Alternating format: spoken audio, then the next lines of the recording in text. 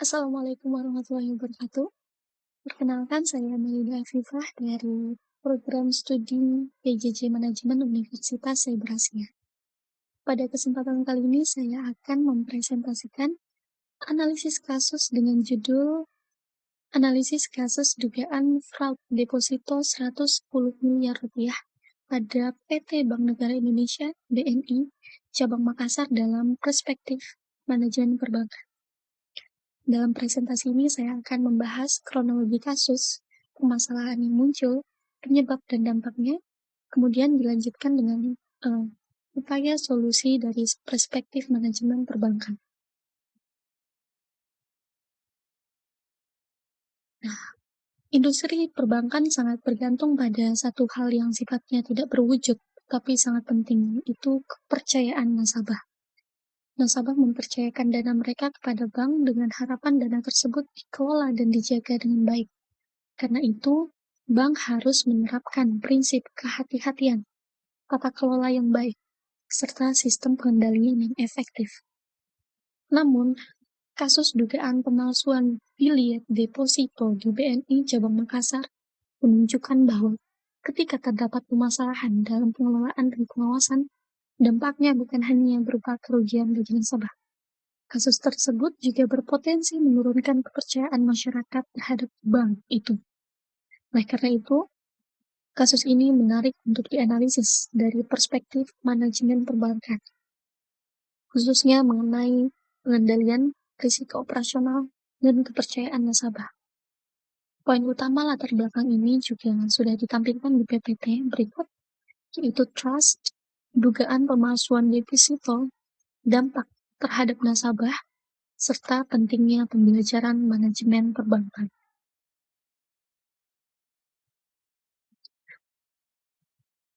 Sebelum masuk ke kasusnya, saya akan menjelaskan secara singkat objek yang berkaitan dengan kasus ini, yaitu BNI dan produk deposito.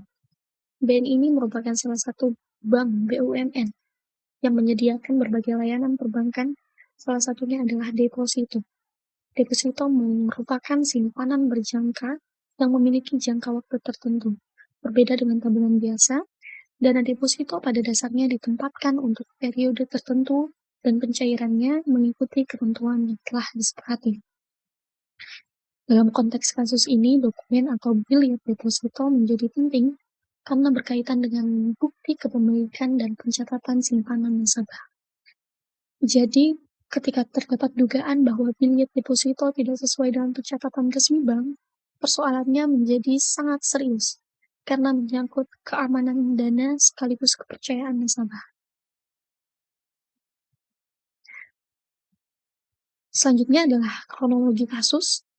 Kasus ini bermula ketika sejumlah nasabah BNI Cabang Makassar melaporkan adanya masalah pada deposito mereka. Nasabah mengaku bahwa deposito yang mereka miliki tidak dapat dicairkan sesuai dengan nilai yang tercantum pada bilnya. Kemudian pada 1 April 2021, BNI melaporkan dugaan pemalsuan biliet deposito kepada Bareskrim Polri setelah ditemukan adanya sejumlah deposito yang tidak tercatat dalam sistem resmi bank.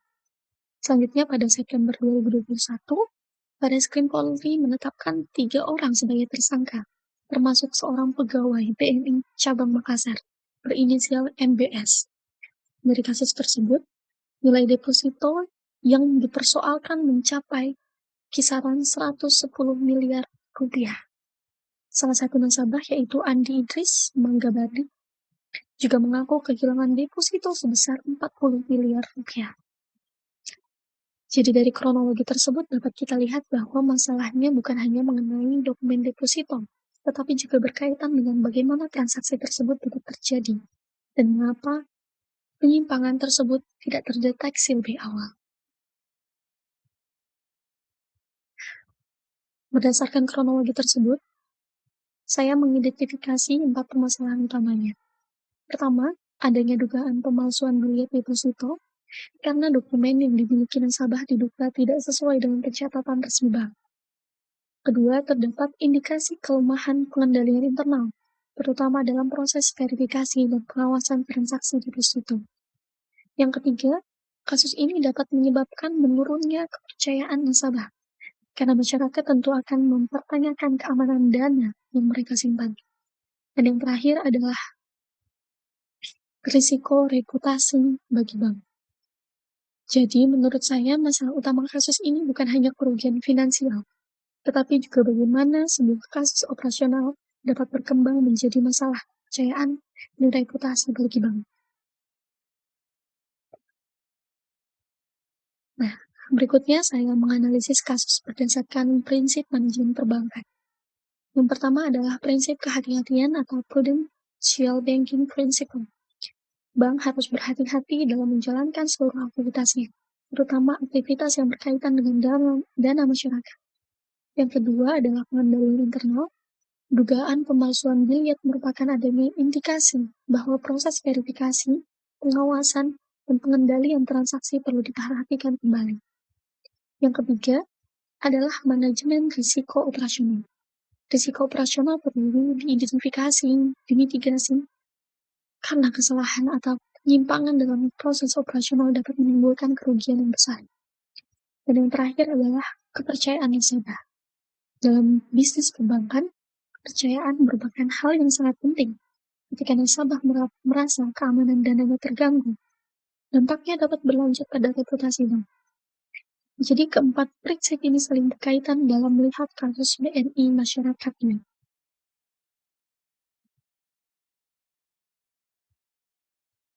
Selanjutnya adalah analisis penyebab kasus. Berdasarkan perspektif manajemen perbankan, saya lihat terdapat beberapa faktor yang perlu diperhatikan. Pertama adalah kelemahan pengawasan, yaitu proses pengawasan dan verifikasi diduga belum mampu mendeteksi penyimpangan sejak awal. Kedua adalah dugaan penyalahgunaan wewenang oleh oknum. Hal ini menunjukkan bahwa integritas pegawai menjadi bagian penting dalam operasional bank. Yang ketiga adalah pengendalian internal yang diduga belum berjalan secara optimal sehingga penyimpangan tidak segera teridentifikasi. Dan yang terakhir adalah manajemen risiko. Khususnya risiko operasional yang belum dapat dimitigasi secara efektif. Nah, menurut saya hal penting dari kasus ini adalah bahwa penyimpangan tidak selalu hanya disebabkan oleh kelemahan sistem. Faktor manusia juga sangat amat berpengaruh. Karena itu, sistem yang baik harus disertai dengan integritas pegawai, pengawasan yang memadai, dan budaya kepatuhan yang kuat. Selanjutnya kita melihat dampak kasus terhadap perbankan. Dampak pertama adalah kerugian finansial dan menurunnya rasa aman nasabah dalam menyimpan dana di bank. Kedua, kasus seperti ini berpotensi menurunkan reputasi dan kepercayaan publik, sekaligus menimbulkan biaya tambahan untuk penanganan kasus dan penguatan sistem pengendalian. Ketiga, kasus ini dapat menjadi pengingat bagi industri perbankan untuk memperkuat tata kelola, pengendalian internal, dan manajemen risiko. Dan yang keempat, kasus seperti ini mendorong bank untuk mengevaluasi kembali penerapan prinsip kehati-hatian. Jadi dampaknya tidak berhenti pada satu nasabah atau satu kantor cabang saja, tapi kepercayaan masyarakat terganggu. Persepsinya dapat meluas kepada industri perbankan secara umum. Oke. Berdasarkan permasalahan tadi, menurut saya BNI perlu melakukan beberapa langkah perbaikan. Pertama, yaitu menguatkan pengendalian internal, terutama dalam verifikasi, otorisasi, monitoring, dan evaluasi transaksi. Selanjutnya, memperkuat fungsi audit internal maupun eksternal, agar potensi kelemahan dapat lebih cepat ditemukan dan ditindaklanjuti. Selanjutnya, menerapkan Good Corporate Governance atau GCG secara konsisten yang mencakup transparansi, akuntabilitas, tanggung jawab, independensi, dan kewajaran.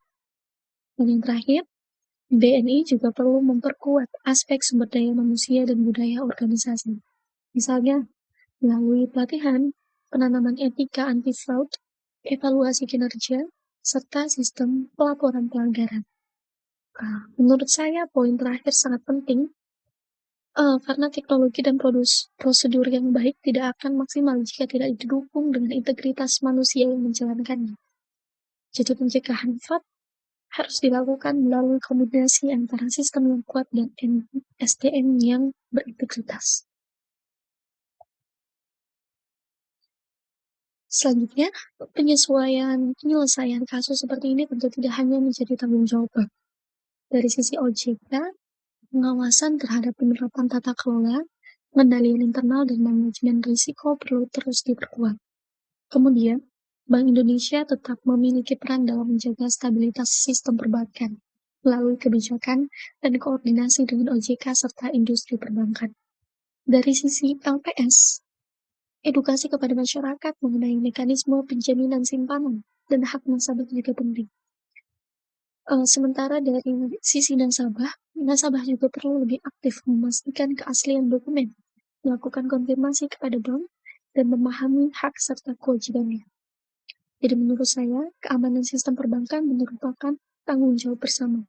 Bank memperkuat sistem, lalu regulator memperkuat pengawasan, sedangkan nasabah juga meningkatkan kewaspadaan. Dari kasus ini, menurut pandangan saya, keberhasilan semua bank tidak cukup hanya dilihat dari kinerja keuangannya. Bank juga harus mampu menjaga kepercayaan masyarakat melalui tata kelola yang bijak dan baik. Kasus ini memberikan pelajaran bahwa pengendalian internal harus dilakukan secara konsisten dan tidak hanya bersifat formalitas saja.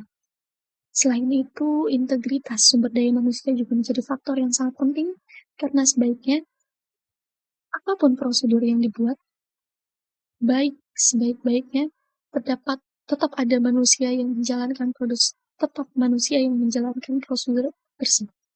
Oleh karena itu, perbaikan setelah terjadi kasus juga tidak seharusnya hanya dilakukan sementara. Evaluasi, audit, peningkatan kualitas pengawasan, dan penguatan budaya kepatuhan perlu dilakukan secara berkelanjutan. Karena pada akhirnya, kepercayaan nasabah membutuhkan waktu untuk dibangun, tetapi dapat hilang ketika terjadi satu kasus yang serius. Sebagai kesimpulan, kasus dugaan pemalsuan bilet deposito di BNI Cabang Makassar menunjukkan pentingnya penerapan prinsip kehati-hatian, pengendalian internal, dan manajemen risiko dalam kegiatan perbankan ini. Kelemahan pengawasan dan dugaan penyalahgunaan wewenang dapat menimbulkan risiko operasional dan risiko reputasi serta berdampak pada kepercayaan masyarakat. Untuk mencegah kasus serupa, diperlukan sinergi antar bank, regulator, dan nasabah melalui penguatan tata kelola, peningkatan pengawasan, serta edukasi yang berkelanjutan. Jadi, inti dari analisis saya adalah bahwa kepercayaan merupakan aset utama dalam industri perbankan. Kepercayaan tersebut harus dijaga melalui tata kelola yang baik, integritas SDM, kendalian yang efektif, dan kepatuhan terhadap ketentuan yang berlaku. Demikian analisis kasus yang dapat saya sampaikan. Kurang lebihnya saya mohon maaf sekali. Terima kasih atas perhatiannya. Assalamualaikum warahmatullahi wabarakatuh.